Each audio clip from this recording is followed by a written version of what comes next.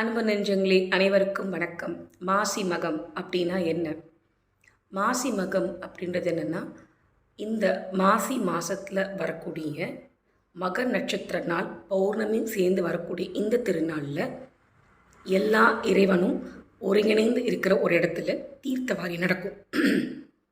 அதாவது சிவனா சக்தியா அப்படின்னு ஒரு போட்டி வரும்பொழுது சிவன் பார்வதிக்கு சாபம் கொடுக்க பார்வதி யமுனை நதிக்கரையில் ஒரு சங்கா அமர்ந்திருக்கு.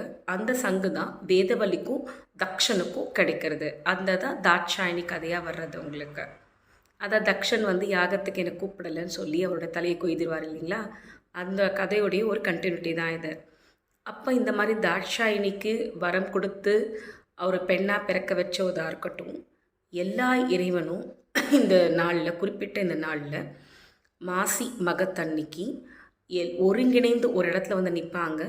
அப்போ அந்த இடத்துல தண்ணியில் இறங்கி தெய்வங்கள் வரும் பொழுது மக்கள் எல்லாம் அந்த தண்ணியில் புனித நீராடும் பொழுது அவங்களுடைய சாபங்கள், பாவங்கள், தோஷங்கள் எல்லாமே நீங்கும். பொதுவாக பார்த்திங்கன்னா இங்கே நம்ம புதுவையிலையாக இருக்கட்டும், சென்னையிலையாக இருக்கட்டும், எல்லா ஊர்களும் குறிப்பாக கும்பகோணத்தில் பார்த்திங்கன்னா மகாமகம் 12 வருஷத்துக்கு ஒரு வாட்டி நடக்கிறது மிகப்பெரிய ஒரு தீர்த்தவாரி, ரொம்ப விசேஷமானது.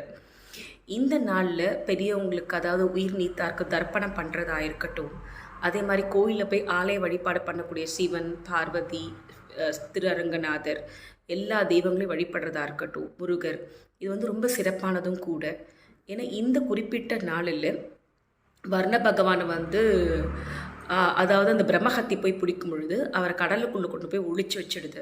அப்போ சிவபெருமான் அந்த கடலுக்குள்ளேருந்து வருணனை காப்பாற்றும் பொழுது வர்ணன் சொல்கிறார், இந்த குறிப்பிட்ட நாளில் என்னை நோக்கி தண்ணியில் தீர்த்தவாரி மூழ்கி எழுதிருக்க எல்லாருடைய தோஷங்களும் நான் நீக்குவேன் இறைவா அப்படின்னு சொல்லி வர்ண பகவான் சொல்கிறாரு. இந்த மாதிரி பல கதைகள் அது கூட சம்மந்தப்பட்டிருக்கு. ஆக இந்த மாசி மக திருநாளில் நம்மளால் கோயிலுக்கு போக முடியல, எந்த ஒரு குளத்துலேயோ இல்லைன்னா கடல்லையோ தீர்த்தவாரி பண்ண முடியலனாலும் இருக்கிற இடத்துலேருந்து இறைவா கங்கா, யமுனா, காவேரி அப்படின்னு நினச்சி நம்ம எடுத்துக்கூட ஒரு சொல்லி தீர்த்தங்களே நமக்கு தீர்த்தவாரி தான். நன்றி, வணக்கம்.